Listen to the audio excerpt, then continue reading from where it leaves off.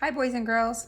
Okay, so today we're going to go over some assignments that were due on Friday and some of the activities. I hope you had a fantastic weekend. It was supposed to be Derby weekend, but it was super pretty outside, so I hope you got to go outside and play. I am going to give you a riddle, but it's going to be at the end of the video.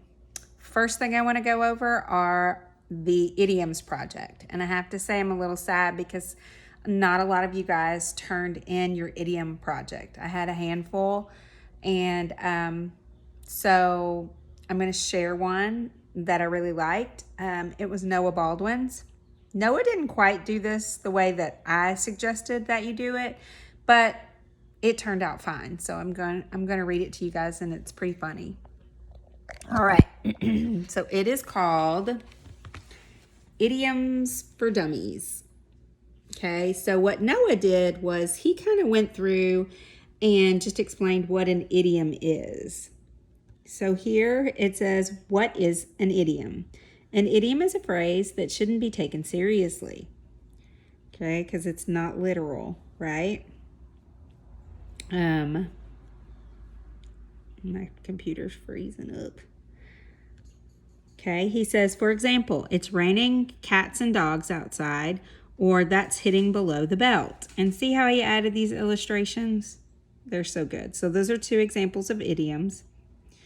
He said, conclusion. Well, that's all, folks, for idioms for dummies. Oh no, I have to go. It's raining cats and dogs. Well, see you next time. Later, hot potatoes. Okay, so he did, he added some illustrations and kind of gave some examples. Now, what he was supposed to do is tell me where it's raining cats and dogs or hitting below the belt came from, but he didn't quite do that. But that's okay. I was happy that he turned something in and that he used a little bit of creativity. Okay, next thing that we're going to talk about, you guys were supposed to turn in your realistic fictions. And I had several of you turn them in, but I actually want to read two to you that were really, really good because you guys were supposed to have more than one paragraph. Really, you needed to have at least three, a paragraph for the beginning, middle, and end of your story. So I'm going to read Ava's, and look how long Ava's story is. So it says, wow, we're at Disney World, I said. Yay, said my brother. It is cool, right? Said her mom. I couldn't wait to go see the princesses, but when she asked her mom, she said they had to wait. But Ava was too excited and ran to the castle. When she turned around, she did not see her mom or her brothers. Now what do I do? She said. When I couldn't find my family, I decided to start looking around, but there were too many people, so I sat down and I started to cry. Then someone tapped on my shoulder and I stopped crying. I looked up and saw Snow White. She said to come with her and that she would help me. She said that she was going to make me a princess. So she brought me back to the other princesses and I met Cinderella. She put me in a pink and purple dress. It was Rapunzel's dress. Then Rapunzel said, the parade is about to start. Come on, Ava. You can ride with me on my float. So I got to go with Rapunzel. And she said to start waving, so I started to wave, but then I saw my family. My mom came running to me and I hugged her. And then Ariel asked if I could stay and finish the parade and that she could meet me at the end. So she said yes.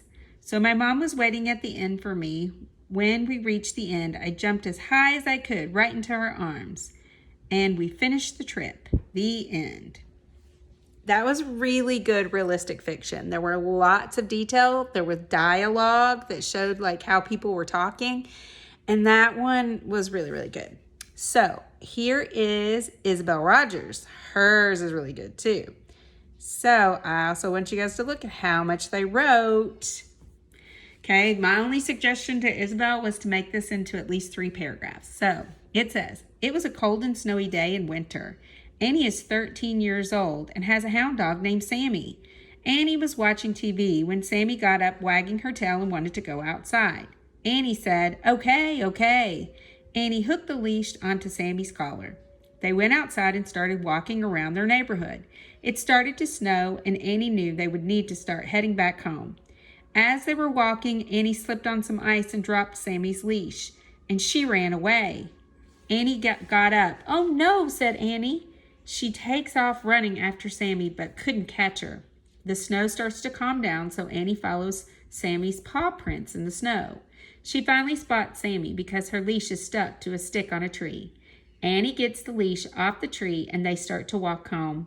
When they get home, they go inside, and she takes off Sammy's leash. They go to the fireplace to get warm. Annie goes and gets Sammy a treat and a snack for herself. She gets 2 blankets, one for Sammy and one for herself. Annie sat with her blanket on the couch.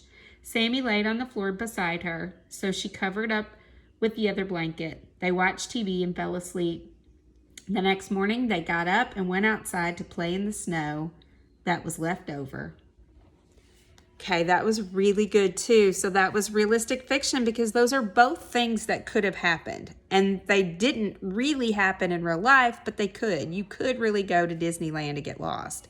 And you could really take your dog on a walk and the dog run away, and then you have to try to find it. So ladies, excellent job. All right, last thing that you guys had to do for me was your possessive nouns. And really, this was like probably the easiest slide that we had to do. So on here, you had to fill in the blank using what was in green. So you had to turn Jenny into a possessive. So you would come over here where the question mark is, and this says, here is blank lunchbox. So it should be, here is Jenny's lunchbox. So to make Jenny possessive, all you have to do is JENNY',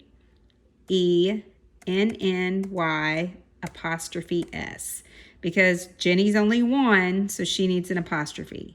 My blank chew toy is missing. My dogs, there's only one dog, so that's going to be dog apostrophe S. Now, I want to skip down to this one with the pigs because there's more than one pig.